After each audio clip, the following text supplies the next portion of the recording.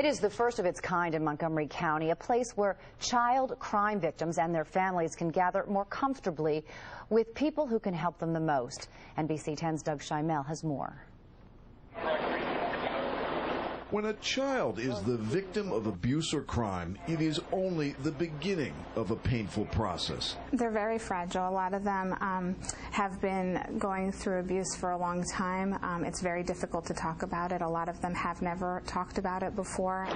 And then there is the questioning by police detectives, prosecutors, and defense attorneys. Each time the child needed to retell their story of the terrible things that had happened to them, they had to relive that experience over and over again.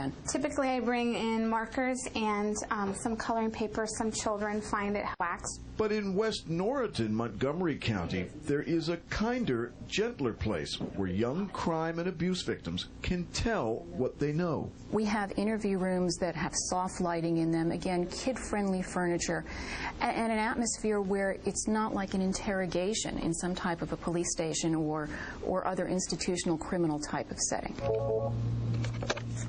Mission Kids, this is Amy. The brand new Mission Kids Child Advocacy Center that opens this week is a facility where now just one interviewer talks with a child in rooms that are monitored by hidden cameras while law enforcement can watch from a conference room.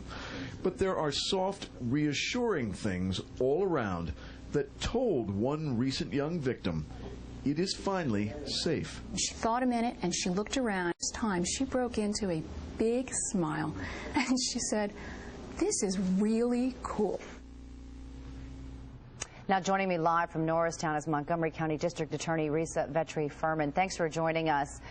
Risa, you've made it your mission to help launch this center. Tell us why. Thank you so much, Dawn.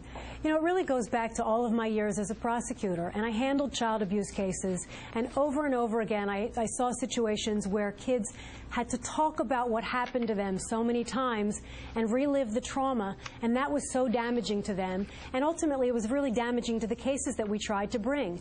And I believed that it was just critically important that our systems really focus on doing better for these kids and not hurting them anymore, and that was really the birth of Mission Kids. Well, what is the biggest obstacle right now in prosecuting abuse cases, and does the center help? I would say the biggest obstacle is that children have to talk about what happened to them, and if they have to go through multiple interviews and they're subjected to questioning by scary, sometimes people who aren't trying to be scary, but by different people in scary places, it makes the system harder for them. And kids, just like adults, when they talk about something more than one time, they're not going to say it exactly the same way. So we had a situation where kids, just because of our systems being set up that way, would have to talk about things many times, and then they would be really ripped apart in court because they didn't say anything exactly the same way. By focusing on one interview and doing it in a way that's more child-friendly and comforting, we're able to get the best evidence one time and then move forward to hold perpetrators accountable. Well, we may have abuse victims and families watching right now. How to get access to the Mission Kids Child Advocacy Center?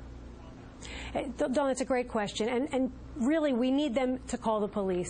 If there is someone who's been abused or a family member who thinks a child's been abused, the report needs to be made to the local police, and it will be through the local police or the Office of Children and Youth that the case would get referred to Mission Kids. This is not a place where people are going to walk off the street and make reports. This place is part of our systems, part of the social services, social welfare system, law enforcement, and criminal justice. We're the disciplines that are working together to investigate these cases properly. So that's how the cases will come to us. A kinder, gentler place, right? That is certainly our goal, Dawn. All right. Montgomery County District Attorney Risa Vetri-Furman, thanks for joining us on NBC 10 News at 4. Thank you very much for having me tonight.